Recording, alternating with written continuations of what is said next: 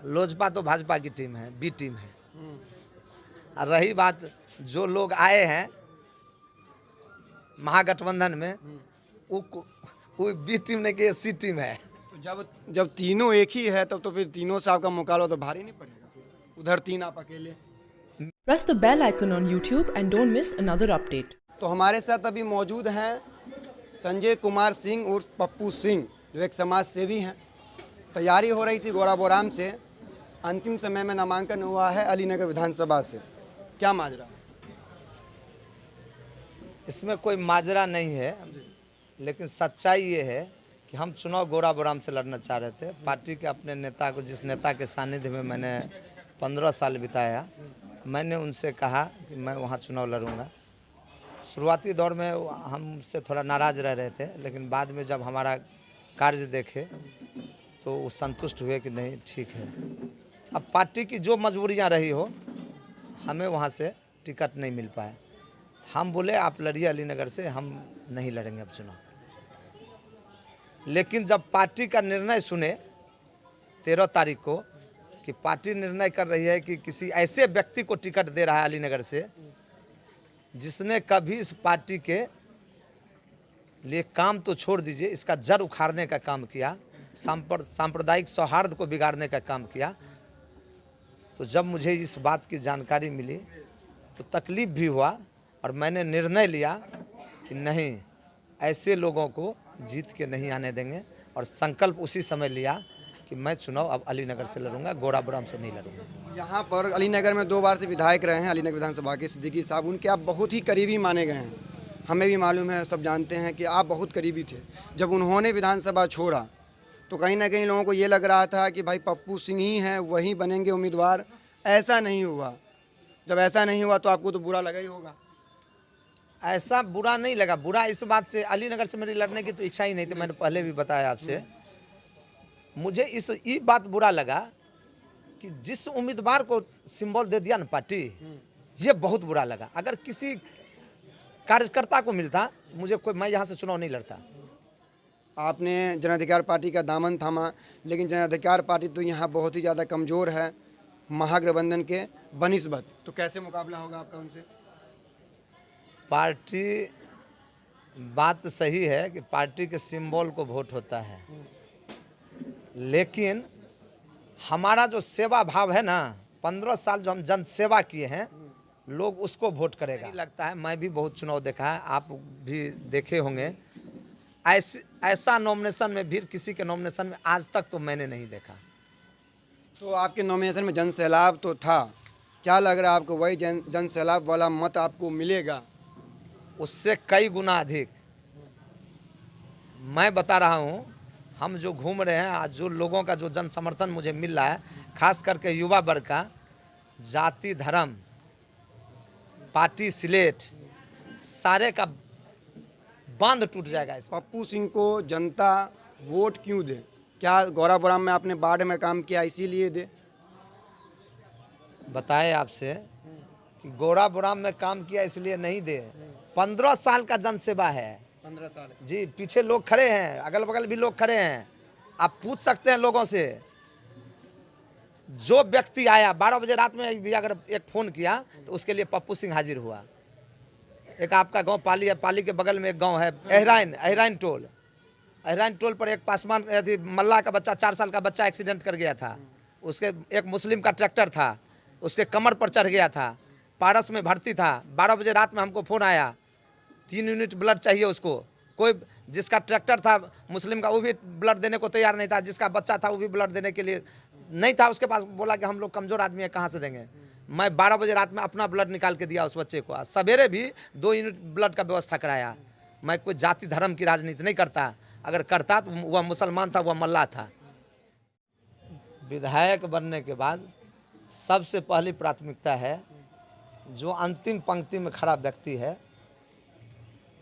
जिसको लोग वृद्धा पेंशन नहीं मिल रहा है, हम एक ऐप डेवलप कर रहे हैं। उस ऐप का नाम है समाधान। उस ऐप के माध्यम से जितने लोगों के पास एंड्रॉयड फ़ोन है उस ऐप से जुड़ जाएंगे। आपकी जो समस्या है उस ऐप में डालेंगे, वह तुरंत हमको मिलेगा, हम उसका समाधान तुरंत करेंगे। जिन लोगों के पास एंड्रॉयड फ़ोन नहीं है, हर एक गांव में एक बॉक्स की व्यवस्था होगी, वहाँ बॉक्स लगेगा, वहाँ मेरा हर एक गांव में वर्कर होगा, वह आदमी जाकर के मेरा कार्यकर्ता उसमें से शाम को निकालेगा, उसको ऐप पर अपलोड करेगा, मुझे जानकारी मिलेगी, मैं उसका तुरंत समाधान करूँगा। दूसरा काम है हमारा जो जहाँ जो विकास, तो हमारे नेता ही थे, हम उनके सानिध्य में रहे ही हैं। लोग जो बोल ले, पार्टी वाले जो लोग जहाँ जो बोल रहे हैं उससे मुझे कोई लेना देना नहीं है, लेकिन उनका काम जो है वह काम बोलता है। वैसे उनका जो कुछ बचा हुआ काम है उसको हम कराएंगे। मैं आपको रोकूंगा। आपने कहा कि सिद्दीकी साहब की तरफ आपका इशारा है कि उनका काम बोलता है, तो आपको ये उम्मीद है कि उनके वोटर्स आपको वोट देंगे, तो क्या महागठबंधन को वोट नहीं देंगे? उनके ही वोटर नहीं, आप घूम लीजिए, आपको जानकारी मिल जाएगी। हम तो बताए ना, जाति धर्म पार्टी स्लेट का बैरियर ख़त्म है, कुछ बैरियर नहीं है कहीं, कोई लड़ाई में नहीं दिखाएगा आपको, खाली पूजा खत्म हो जाने चाहिए। व्यक्ति, आदमी को नेता नहीं चाहिए, आदमी को बेटा चाहिए। उसको लगा कि एक बेटा मेरे सामने आ गया है, एक भाई, युवा वर्ग जो है वो अपना मुझे हाथ पर उठा लिया है। मैं घर नहीं जाता हूँ, लोग मुझे आते हैं कहने भैया मेरे यहाँ चलिए, भैया मेरे यहाँ चलिए, हम आपके पार्टी, हम आपसे जुड़े हुए हैं भैया, हम तो उस पार्टी, किस पार्टी में है पता है ना भैया, आप किसी पार्टी में रहिए भैया, हम आपके साथ हैं। तो क्या पप्पू सिंह जी विधायक बनने के बाद भी जनसेवा करने के लिए बाढ़ राहत बांटेंगे या फिर बाढ़ का समाधान करेंगे? राहत बांटना ये तो एक परिस्थिति का काम है, इसका समाधान का काम करेंगे। कैसे होगा? इसका समाधान होगा, इसमें बड़ी लड़ाई लड़नी पड़ेगी। जो बांध है ना, जो नदी है ना, एक योजना है नदी से नदी को जोड़ने की। जब नदी से नदी जुड़ जाएगा तो बाढ़ का समाधान अपने आप हो जाएगा। दूसरा चीज़, इस नदी में अगर डैम बन जाए और डैम बन के पानी का अगर सिंचाई में डिस्ट्रीब्यूट हो जाए तो हाँ, मुझे लगता है कि ये समस्या लोगों के लिए एक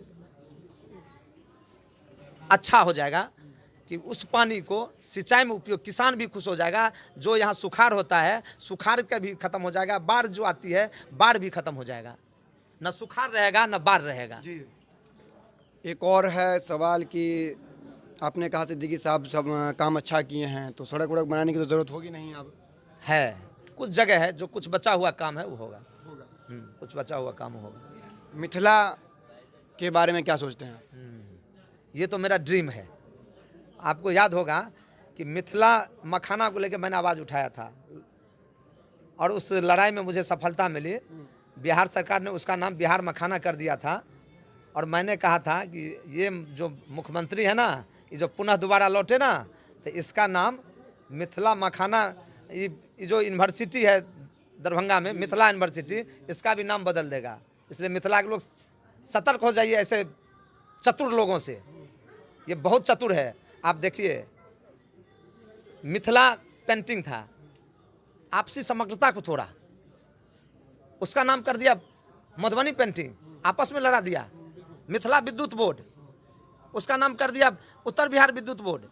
मिथिला क्षेत्रीय ग्रामीण बैंक, उसका नाम बदल के कर दिया उत्तर बिहार ग्रामीण बैंक।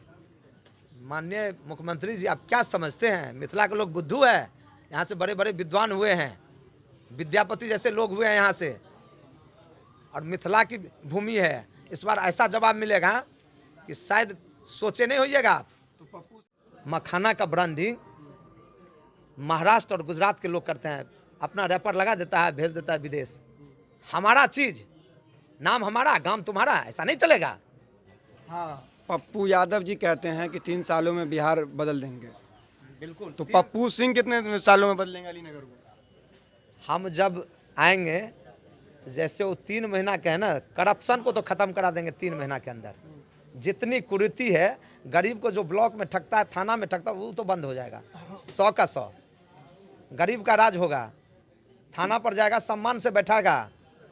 कैसे कीजिएगा ऐसा? कैसे करेंगे? नाम जब सुनेगा ना, वैसे कर देगा जैसे पप्पू सिंह जी का खौफ? खौफ नहीं, ये खौफ नहीं, ये जन समर्थन। जब लोगों का जन समर्थन आपके साथ होगा ना, तो दुनिया डरेगी आपसे, गलत करने से दुनिया डरेगी। ये खौफ नहीं, इसको खौफ तो होता है आतंकवादी का, खौफ तो होता है क्रिमिनल का। रोजगार के बारे में, कैसे बेरोजगारी दूर होगी बिहार में? हम आपके पूर्व नेता ने कहा कि मैं 10 लाख नौजवानों को नौकरी दूंगा। कई पहले भी वादे हुए हैं लेकिन वादा पूरा नहीं हुआ। रोजगार के लिए रोजगार की तलाश में युवा जो है भटक रहे हैं, पलायन हो रहा है बिहार से, खासकर मिथिला से। तो आप मिथिला के बारे में काफ़ी अच्छी सोच रखते हैं और मिथिला से काफ़ी लोग पलायन करते हैं, मजदूरी करने बाहर जाते हैं अपने परिवार को छोड़कर। ये लॉकडाउन हुआ उसमें कितने लोग मारे गए आने में जाने में, क्या कीजिएगा रोजगार को लेकर? देखिए हम आपको बताएं रोजगार का जो है यहाँ 3 चीनी मिले हैं, सकरी है, रैयाम है, लोहट है, सारे बंद पर हैं, सारे का स्क्रैपर बेच दिया इन्होंने। आप देखिए अशोक पेपर मिल का हाल देखिए, चलाया सारा स्क्रैपर बेच, उसमें गोली भी चली, वहाँ के लोग भी मर गए। कह रहे यहाँ तो ऑप्शन ही ऑप्शन है, लोग यहाँ आएंगे रोजगार करने। यहाँ मखाना का जो है खाली मखाना अनुसंधान केंद्र लिख देने से नहीं होगा, उसको मूर्त रूप में लाना पड़ेगा, उसको जमीन पर उतारना पड़ेगा। यहाँ है रोजगार, यहाँ के लोग रोजगार के लिए बाहर नहीं, यहाँ लोग आएंगे रोजगार के लिए।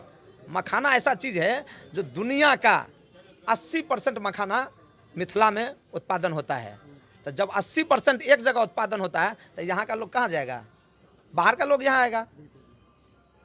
तो आप मिथिला पर ध्यान दीजिएगा। ये बताइए, एक तरफ तो महागठबंधन हो गए आपके, दूसरी तरफ हो गए आपके लोजपा, फिर हो गए एनडीए।